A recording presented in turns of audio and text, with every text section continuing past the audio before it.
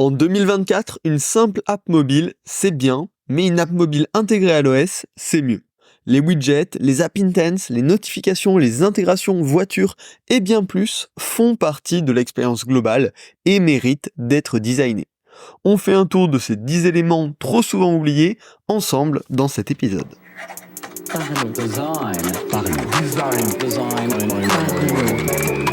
Besoin de vous former au product design ou à Figma? The KKOS Theory, partenaire de Parlons Design, est la référence en France avec plus de 500 designers formés depuis 5 ans. Salut, c'est Romain Pinchna, bienvenue dans Parlons Design. Aujourd'hui, on va discuter de design d'application et spécifiquement tout ce qui n'est pas directement l'application. En effet, le design d'une app, souvent c'est centré sur le contenu, l'expérience, les écrans qu'il y a à l'intérieur en tant que tel. Mais en fait, les clients, les utilisateurs sont de plus en plus habitués à trouver leurs apps préférées. Oui, certes dans l'application, mais aussi dans l'intégration globale dans l'écosystème de leur téléphone. Notamment avec les solutions d'IA qui arrivent, ça va devenir de plus en plus important. Il y a Google qui est en train d'intégrer Gemini directement dans Android, il y a Apple qui a annoncé Apple Intelligence, et ça va être des systèmes un petit peu omniscients qui vont aller piocher dans plusieurs apps à la fois pour proposer une réponse de qualité à l'utilisateur. Si votre app n'est pas intégrée dans ces systèmes-là, probablement vos utilisateurs vont être un petit peu déçus parce que c'est quelque chose qu'ils vont de plus en plus attendre. Il y a déjà des éléments qui sont disponibles aujourd'hui, il y en a qui vont arriver très prochainement. L'idée dans cet épisode, c'est qu'on explore les 10 possibilités d'intégration dans l'écosystème du téléphone de l'utilisateur qui sont à portée de main et qui peuvent aider à améliorer l'expérience. L'idée, c'est de mieux les connaître, mieux les comprendre, pour être capable au bon moment, quand ça peut servir l'expérience utilisateur, d'y penser et de l'intégrer dans le parcours qu'on est en train de designer, de plus s'arrêter uniquement à l'app en tant que telle dans sa petite boîte, mais bien de penser à quel moment on peut l'intégrer au mieux. Bien évidemment, ces 10 possibilités d'intégration ne veulent pas dire qu'il y en a besoin pour toutes les apps, bien loin de là. C'est à vous de décider si ça a un sens pour vos utilisateurs. Déjà, est-ce que ça a un intérêt dans le cadre de votre produit? Est-ce qu'il y a un volume de clients intéressés suffisamment important? Parce que bien sûr, plus les intégrations vont être profondes, plus ça va être réservé à une niche d'utilisateurs. Il y a aussi une question de coût de développement. Souvent, c'est un développement relativement simple. Pour autant, les développeurs sont souvent assez inexpérimentés sur ces intégrations parce que c'est des choses qu'on va faire une fois et auxquelles on ne va pas retoucher énormément, parce que c'est des choses oubliées aussi par beaucoup d'entreprises. Donc, il y a toujours un petit équilibre à trouver là-dessus. Également, le petit point d'attention là-dessus, c'est que les possibilités d'intégration avec le système Android ou iOS pour l'iPhone, elles vont être différentes en fonction justement de si on est sur Android ou sur iOS. Là, dans cet épisode, je vais faire un focus sur les possibilités pour iOS, donc pour l'iPhone, l'iPad, etc. Mais la plupart ont des équivalents sur Android. En tout cas, voilà, sachez que toutes les possibilités dont je vous parle là, elles sont absolument vraies pour iOS. Il y a potentiellement des équivalents sur Android, mais pas forcément. Alors commençons tout de suite avec un premier élément qui va être très prochement lié à Apple Intelligence, c'est la recherche Spotlight. La recherche Spotlight, c'est quelque chose disponible depuis plusieurs années sur les iPhones, qui permet d'avoir accès à une recherche multicanal depuis l'écran d'accueil de l'iPhone. Alors il suffit de tirer vers le bas sur l'écran d'accueil pour accéder à cette recherche Spotlight. Par défaut, ça va vous proposer des réponses dans vos applications, liées à Safari, liées à Apple Music, liées à vos notes, etc. Mais il est tout à fait possible d'intégrer les résultats de recherche de votre application directement dans cette recherche. C'est ce que j'ai fait typiquement avec Sésame, mon gestionnaire de mot de passe. Si un utilisateur recherche dans Spotlight le nom d'un service pour lequel il a enregistré un mot de passe, le mot de passe, le compte en question, va lui être proposé. Et si l'utilisateur clique sur ce résultat-là, l'application Sésame, le gestionnaire de mot de passe, va être ouvert sur la bonne page directement. Donc c'est une bonne opportunité, notamment pour les pro-users qui utilisent beaucoup Spotlight, pour intégrer vraiment votre application et créer de nouveaux points d'entrée hyper contextuels pour votre application. L'intégration dans Spotlight, ça peut être hyper intéressant si vous faites du stockage de documents, stockage de notes, si vous proposez de jouer de la musique, des podcasts, des vidéos, parce que vous pouvez directement indexer finalement tous les résultats, tout le contenu que vous pouvez proposer à vos utilisateurs directement dans le moteur général de l'iPhone au global. Et ça, c'est quelque chose qui va très probablement être utilisé pour Apple Intelligence. Le deuxième point d'ailleurs très lié, c'est ce qu'on appelle les Apple Intelligence Entity. Ça va être disponible avec iOS 18 et la sortie justement du système d'IA d'Apple, qui justement va pouvoir se connecter à des informations entre plusieurs applications. Par exemple, prendre le lieu d'un événement sur le calendrier, analyser la durée d'un trajet directement avec une application de map, aller chercher des photos dans une application de photos ou peut-être sur Instagram ou Snapchat demain.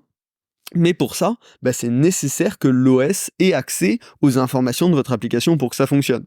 Et typiquement, ça va probablement faire partie des attentes des utilisateurs au lancement d'Apple Intelligence. Donc là, vous avez l'opportunité, vous, en tant que concepteur d'application, d'intégrer votre app avec ce qu'Apple appelle les Assistant Entity.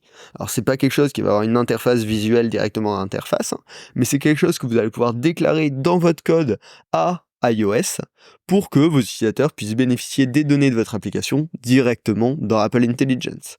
Donc typiquement, si vous êtes une application de calendrier, vous allez pouvoir déclarer les différents événements qu'a ajouté votre utilisateur dans le calendrier à Apple Intelligence pour qu'il puisse les retourner à l'utilisateur s'il pose une question. Mais ça peut aussi être le cas si vous êtes une application de gestion de photos, une application sociale, une application de messagerie, ou toute application en fait qui héberge de l'information qui peut être intéressante pour l'utilisateur quand il pose une question à son assistant d'intelligence artificielle. Ça, c'est quelque chose qui est tout nouveau, qui a déjà été documenté par Apple, sur lequel vous pouvez vous pencher, et qui peut vraiment être intéressant pour mettre en avant votre application dès la sortie d'Apple Intelligence. Parce que forcément, toutes ces intégrations proches du système, c'est aussi des bons moyens de communiquer, de se faire connaître aussi d'Apple ou de Google, et globalement de faire du bruit autour de votre application parce que vous allez être au plus proche des nouveautés. Alors, le troisième élément, c'est un élément que vous connaissez bien, mais vous allez voir, on va pouvoir le dériver pareil sur plein d'alternatives, c'est les widgets. Alors, les widgets sur la page d'accueil, c'est bien connu depuis des années, c'est des petits aperçus de votre application sur l'écran d'accueil, mais en fait, il y a plein d'applications qui n'en ont pas profité. C'est vraiment une occasion en termes de développement qui est souvent un coût relativement faible, qui permet de se différencier de la concurrence avec de bons widgets. Ça peut rendre l'app irremplaçable une fois que l'habitude du widget est prise par les utilisateurs. Il y a énormément d'applications qui l'utilisent, avec plein d'usages différents. Il y a la RATP par exemple qui l'utilise pour afficher les prochains trajets dans votre gare de métro ou de RER la plus proche. Il y a Nike Run Club qui l'utilise pour créer un accès rapide pour pouvoir lancer un run directement en un tap depuis son écran d'accueil. Ou notamment dans les applications d'habitude, ça se fait beaucoup d'avoir des widgets interactifs qui permettent de cocher les habitudes directement. Les possibilités sont assez infinies, mais vous pouvez très facilement vous démarquer de vos concurrents avec des widgets que eux ne proposent pas.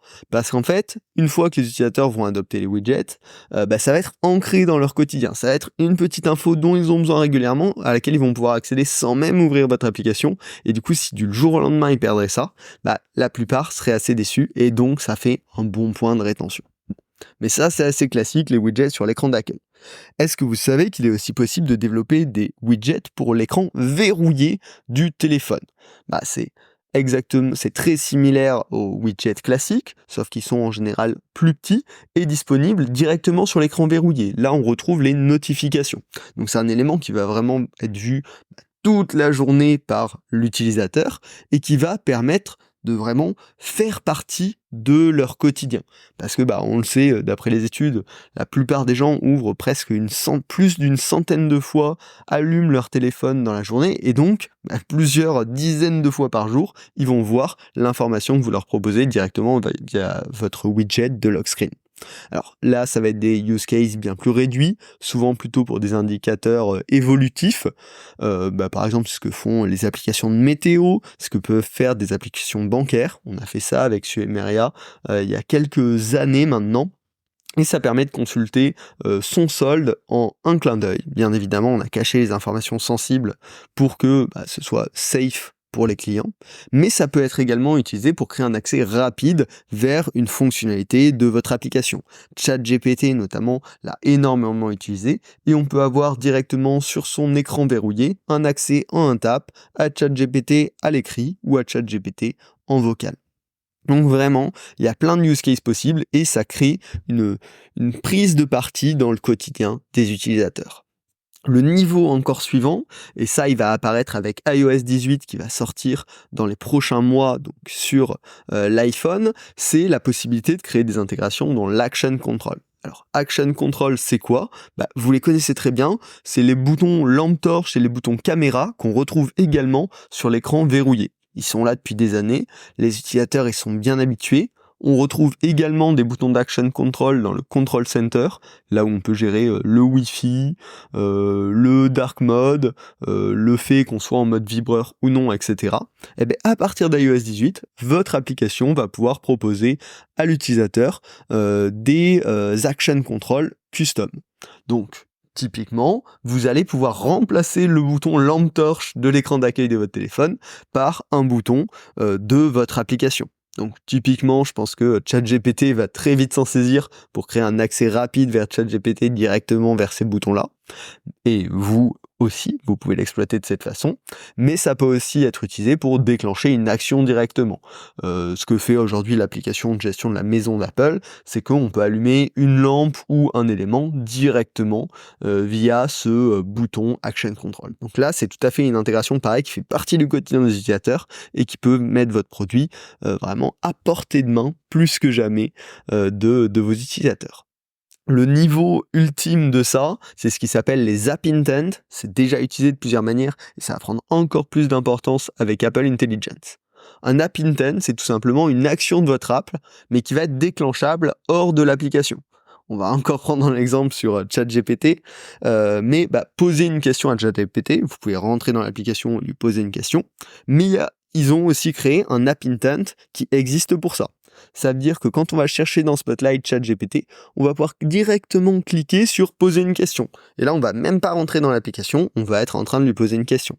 Ça peut aussi s'intégrer à l'application Shortcut pour créer des séquences d'éléments qui intègrent une action de votre application. Et demain, ça va pouvoir être intégré dans Apple Intelligence où vous allez pouvoir demander à Apple Intelligence d'exécuter certaines actions. Et il va utiliser justement ces App Intent pour réellement les réaliser dans votre application. Notion, par exemple, les utilise aussi. On peut créer une page dans Notion directement avec une App Intent. Et du coup, ça va devenir automatiquement compatible avec Apple Intelligence. On va pouvoir dire, créer une page dans Notion avec tel contenu. Et ça va pouvoir utiliser l'App Intent de Notion pour créer cette page-là. Donc là, il y a énormément de use cases possibles. Toute action dans votre app peut devenir un app intent. Et là, notre travail de designer, ça va être de bien comprendre comment ça fonctionne, d'aller tester littéralement sur les devices comment ça fonctionne, et d'identifier quelles actions dans l'app vaut le coup d'avoir un app intent et quels paramètres on doit proposer aux utilisateurs là-dessus. Donc vraiment, ça, je pense que ça vaut énormément le coup de le creuser. Aujourd'hui, c'est un peu niche parce que c'est uniquement dans Spotlight, c'est uniquement derrière les shortcuts.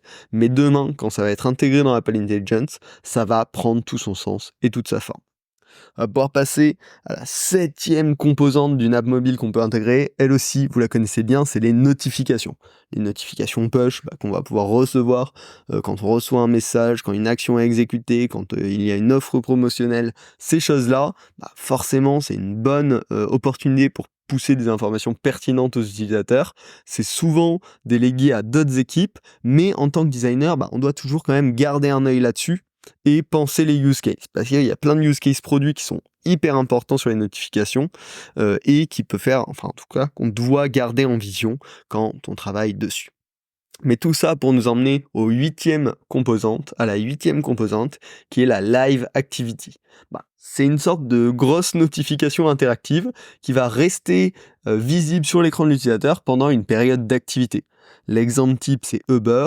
Dès qu'on commande une course, on va avoir une Live Activity qui va s'afficher sur l'écran d'accueil, qui prend la forme un peu d'une grosse notification, et qui va nous indiquer combien de temps d'attente il reste. Est-ce que la personne est pas loin? Une fois qu'on est rentré dans le Uber, elle va nous dire, tiens, il reste tant de temps de trajet. Voilà le prochain arrêt, etc., etc. Donc là, ça permet d'accompagner ces utilisateurs durant une expérience hors de l'application. Il y a plein de cas d'usage, un délai d'attente à suivre, un colis à suivre, un train à suivre, une activité hors de l'application. Je vais faire du sport, j'attends dans une queue virtuelle pour des tickets de concert ou pour un restaurant, etc., etc. Il y a pas mal de cas comme ça où, quand notre application va permettre un suivi de quelque chose qui se passe dans le monde réel, une live activity peut être hyper intéressante. Donc je vous invite à creuser ça, et c'est vrai que si vous voulez tester des apps qui le font très bien, Uber le font très bien, Knife Run Club également le font très bien. Pendant qu'on court, on a ce suivi via la live activity. Et voilà, c'est les deux exemples que je vous recommande vraiment d'aller checker si ça peut avoir du sens pour votre application. On va rentrer enfin dans les dernières composantes qui sont elles encore peut-être un peu plus niche. La 9e, c'est CarPlay, donc l'intégration dans l'interface de voiture. Tout simplement, voilà, quand votre utilisateur rentre dans sa voiture qui est compatible avec CarPlay, ce qui est quand même de plus en plus le cas, il va pouvoir ouvrir votre application directement dans leur voiture. Alors c'est toujours une version hyper réduite, hyper minimaliste, adaptée au contexte d'usage de la voiture, et les guidelines sont d'ailleurs assez serrés en termes de ce qu'on a le droit de faire en termes de design, mais clairement, si ça fait du sens d'utiliser votre application dans une voiture, ça vaut complètement le coup d'étendre votre application à cet endroit. Notamment, si c'est une app qui gère de l'audio, ça a vachement de sens. C'est une app qui gère une carte, ça a beaucoup de sens. Une app de communication, où on peut passer un appel ou écouter un message pendant qu'on conduit. Ou bien sûr, si c'est des informations de conduite, des bornes de recharge, des suivis du prix de l'essence, etc., etc. Ça peut beaucoup faire sens de s'intégrer à CarPlay. Et pareil, là, on propose vraiment une facilité d'usage à l'utilisateur, et s'il aime déjà votre produit, ça ne peut qu'augmenter son niveau de confiance et d'amour en votre produit. Enfin, le dernier élément, c'est un des seuls d'ailleurs avec lesquels j'ai jamais travaillé encore, ça s'appelle les app clips. Alors, les app clips, c'est une espèce de mini-application à laquelle on peut accéder sans télécharger l'application, uniquement depuis un lieu contextuel. Typiquement, récemment, j'ai été voir une exposition au Petit Palais, et ils proposaient un app clip où on pouvait accéder à un mini guide du musée sans avoir même à télécharger l'application. Alors bien sûr, derrière, ça nous pousse à télécharger l'application complète, mais en proposant un app clip à vos utilisateurs, ça permet de promouvoir votre produit de manière hyper contextuelle, de leur donner un aperçu de comment fonctionne le produit, quelles infos ils ont à l'intérieur, avant qu'ils puissent télécharger l'application en entier. Là, les use cases sont beaucoup plus précis, mais typiquement pour la réservation de restaurant ou l'accès à un menu dans un restaurant, ça peut avoir du sens. Pour un guide contextuel, comme là dans le cas d'un musée, pour une application liée à un événement, où vous voulez pousser de l'information contextuelle ou la possibilité de commander des choses, etc. Voilà, l'app clip, c'est vraiment une mini-app qui va être recommandée à l'utilisateur au temps donné, et qui peut être très intéressante à pousser. Pareil, bien sûr, là, je vous invite à aller creuser ça, à aller taper app clip sur Google si vous voulez en savoir plus, si ça semble pouvoir correspondre à vos use cases. Voilà, ça fait un gros épisode, il y a vraiment beaucoup d'opportunités variées. Si cet overview vous a donné des idées, vous a donné des pistes, creusez le sujet. Prenez 15-20 minutes pour faire une petite recherche sur internet, YouTube, il y a pas mal de vidéos justement sur toutes ces technologies, soit directement par Apple, soit directement par Google, en fonction de l'OS qui vous concerne et qui donne une très bonne overview du sujet. Notre rôle de designer sur beaucoup de ces opportunités, c'est plus de les identifier, de mesurer l'impact et de définir qu'est-ce qui va avoir de l'intérêt pour l'utilisateur, que de faire du design pur d'interface. Parce que en fait, pour la plupart de ces intégrations, c'est hyper codifié. Il y a peu d'éléments qu'on peut changer visuellement, voire aucun. Et donc là, on va vraiment entrer sur le rôle de product design, product priorization. Mais c'est ça qui est hyper intéressant et qui permet d'étendre un petit peu ce scope de designer et de penser l'expérience dans son intégralité et pas juste l'application mobile. Faut toujours estimer, est-ce qu'il y a des vrais use cases? Si oui, quel est le volume de clients qui va être affecté? Parce qu'il y a aussi le risque de travailler sur des intégrations hyper précises qui vont au final toucher très très peu de clients, voire quasiment aucun. Mais clairement, en 2024, une application mobile, c'est plus juste une application mobile.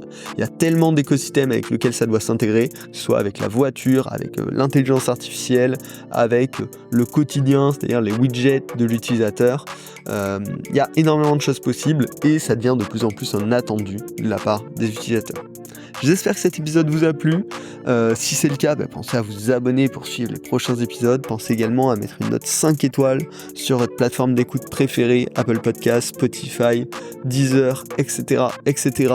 C'est super encourageant, ça motive à continuer le podcast. On va bientôt commencer sur la 8e saison et dépasser les 350 épisodes, donc c'est assez fou. Et clairement, c'est grâce à vos encouragements que ça dure encore. Donc je vous remercie d'avoir écouté cet épisode et puis on se retrouve la semaine prochaine pour un nouveau. Salut. Parlons design.